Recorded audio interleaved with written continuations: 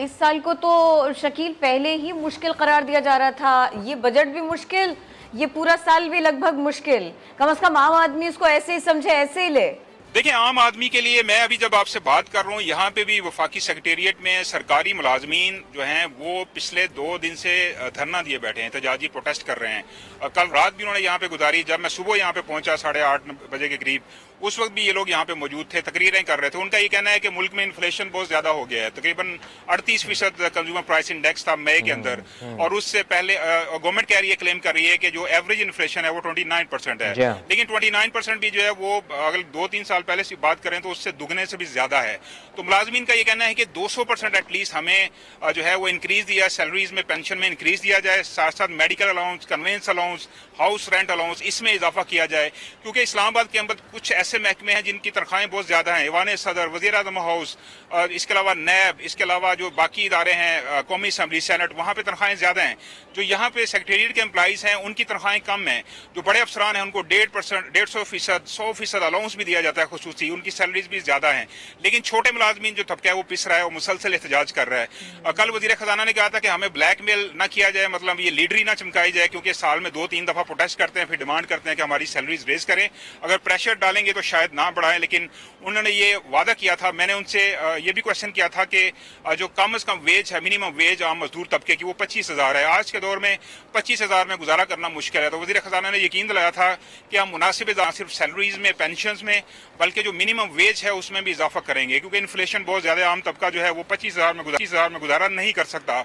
घर का उनका खर्चा है, बच्चों के तलीमी अखराजात है, ट्रांसपोर्ट है, इसके अलावा सेहत है, उन्होंने घर का किचन भी चलाना है। तो महंगाई काफी ज्यादा है।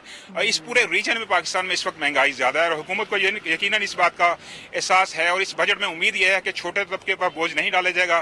जो खाने पीने की अशिया है, जैसे ऑयल है, कुकिंग ऑयल, घी है और बाकी आइटम्स है, उन पर उम्मीद है कि गवर्नमेंट कुछ टैक्स कम करेगी ताकि आम तबके पे बोझ जो है वो कम हो। खुसूसन टारगेटेड सब्सिडी का प्लान है, क्योंकि IMF ने भी गवर्नमेंट को अलो किया हुआ है कि आप लोगों को टारगेटेड सब्सिडी दें, अक्रॉस द बोर्ड सब्सिडी ना दें। मतलब यूटिलिटी स्टोर के जरिए आटा, घी, चीनी, दालें जो हैं, इस पे गरीब तबके को सब्सिडी दें ताकि उस पर महंगाई के असरात कम हों। अमीर तबके पे अलबत्ता बेशक टैक्स बढ़ा दिया जाए। जैसे एक रिपोर्ट आई है रिसेंटली, तकरीबन 1 ट्रिलियन रुपये का जो है वो पाकिस्तान के अंदर टैक्स चोरी हो रही है। उसके अंदर आप देखें, रियल स्टेट सेक्टर में 500 बिलियन की सालाना चोरी हो रही है। साथ साथ सिगरेट सेक्टर है तकरीबन 250 अरब, इसके अलावा अद्वियात हैं। तो ये वो सेक्टर है जहाँ पे चोरी हो रही है। तो उन लोगों से टैक्स लेकर, और इसके अलावा जो नॉन फाइलर्स हैं, जो टैक्स लोग अदा नहीं करते, टैक्स नेट में नहीं हैं, उनको टैक्स नेट में लाया जाए। और उम्मीद यह है कि जो नॉन फाइलर्स हैं उनसे टैक्स लेकर, अमीर तबके को उनसे टैक्स लेकर गरीब तबके को जो है वो सब्सिडी दी जाएगी। अच्छा, ये सब्सिडी के हवाले से भी बताइएगा। जिस तरह आपने कहा कि वैसे तो सब्सिडी कोई अच्छी चीज़ नहीं समझती है, IMF ने हमेशा इसके ऊपर एतराज़ किया है, लेकिन टारगेटेड सब्सिडीज़ का आपने कहा कि IMF ने अलाउ किया है कि कम से कम जो गरीब तबका है उनको टारगेटेड सब्सिडीज़ दी जाएँ। तो शकील साहब, बजट दस्तावेज़ात का भी आपने मुताला किया होगा, और क्या आपके पास इत्तलात हैं कि हुकूमत इस मद में कितनी रकम मुख्तस कर रही है, और कौन कौन से ऐसे सेक्टर्स हैं जहाँ पे जैसे आटा, चीनी वगैरह के ऊपर आपने कहा कि यूटिलिटी स्टोर्स के जरिए टारगेटेड सब्सिडीज दी जाएंगी, तो कितनी रकम मुख्तस कर रही है हुकूमत और कितनी अलाउ की हुई है IMF ने?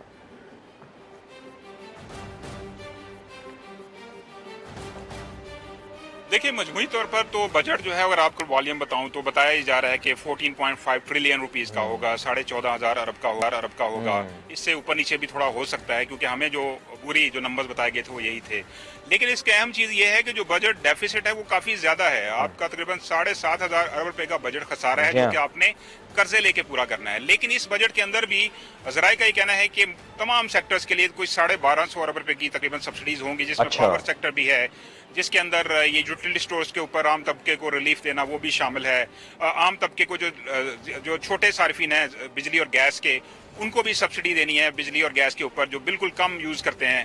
तो इस तरह गवर्नमेंट ने सब्सिडीज के लिए फंड्स और मख्तस किए हैं इस नए बजट के अंदर। लेकिन अब देखना यह है कि कितनी सब्सिडी देते हैं वो मजमूई तौर पर उस क्लास को जिसकी परचेजिंग पावर जो है, वर्ल्ड बैंक की अभी एक रिपोर्ट आई थी, उन्होंने कहा था कि पाकिस्तान में लाखों घराने हैं जिनकी जो परचेजिंग पावर है रिसेंट ईयर में, एक साल में, वो तकरीबन 38% गिर चुकी है। आप देखें जिसके पास 1,000 रुपये थे उसकी जो वैल्यू है वो अब 6,000 सवा 6,000 रुपये रह गई। इतनी ज़्यादा इन्फ्लेशन है।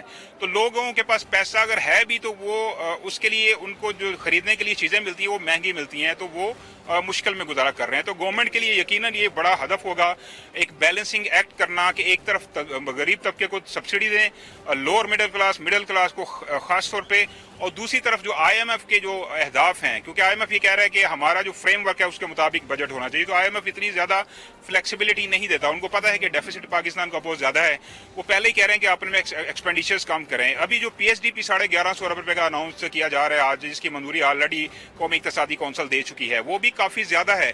हिस्ट्री में पहली बार 1150 अरब रुपये रखे गए हैं। पिछली बार PMLN ने अपने आखिरी दौर में आखिरी साल में 1,000 अरब का रखा था PSDP, लेकिन उसमें खर्च अगरचे कम हुए थे, कोई 250 अरब रुपये तो जारी भी नहीं हुए थे, मुझे याद है। तो बड़ा हदफ तो रखा गया। अब देखना ये है कि ये स्पेंड भी किया जाता है या नहीं, क्योंकि इनके पास टाइम तो है नहीं, अभी इलेक्शन हो जाएंगे, नई गवर्नमेंट आ जाएगी, तो डिपेंड करता है कि ये पैसा खर्च कौन करेगा। अनाउंसमेंट अलबत्ता आज हो जाएगी कि हमने बहुत ज़्यादा पैसे रखे हैं, लेकिन इस्तेमाल कौन करेगा इसका कोई अभी अंदाज़ा नहीं है। लेकिन सब्सिडी यकीनन जो आपका क्वेश्चन था वो गरीब तबके को मिलने की ज़रूरत है, उनको देने की ज़रूरत है।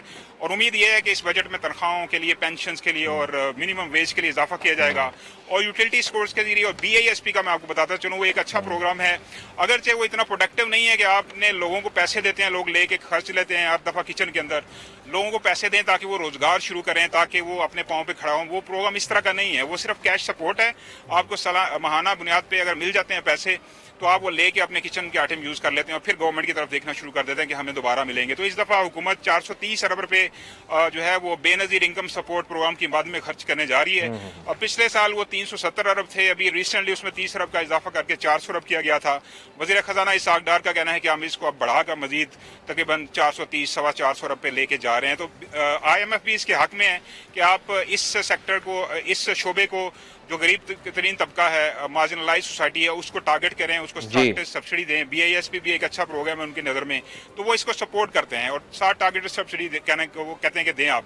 तो मजमूई तौर पर देखना होगा कि आज बजट में क्या अनाउंसमेंट की जाती है, लेकिन जो अहम फिगर्स वो मैंने आपसे शेयर किए हैं। जी हाँ, बिल्कुल अहम फिगर्स आपने शेयर किए हैं। सामान्य माली साल 2023-2024 का सालाना डेवलपमेंट प्लान हासिल कर लिया, और सबसे अहम बात यह है कि GDP ग्रोथ का हदफ 3.5% मुकर्रर किया गया है। वक्तन फ़वक्तन शकील साहब आपसे अपडेट लेते रहेंगे और मौजूद मेहमान भी हमारे साथ मौजूद होंगे।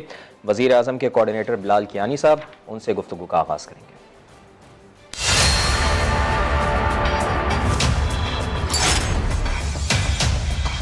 टैक्स लगाना भी है, गाड़ियों पे लगाएं, बड़ी चीज़ों पे लगाएं, जिस पे जो अमीर लोग हैं, जो बड़े लोग हैं, वो दे सकते हैं। हम क्या दे सकते हैं? हमारे तो 2 टाइम का खाना और तीसरे टाइम का खाना नहीं होता।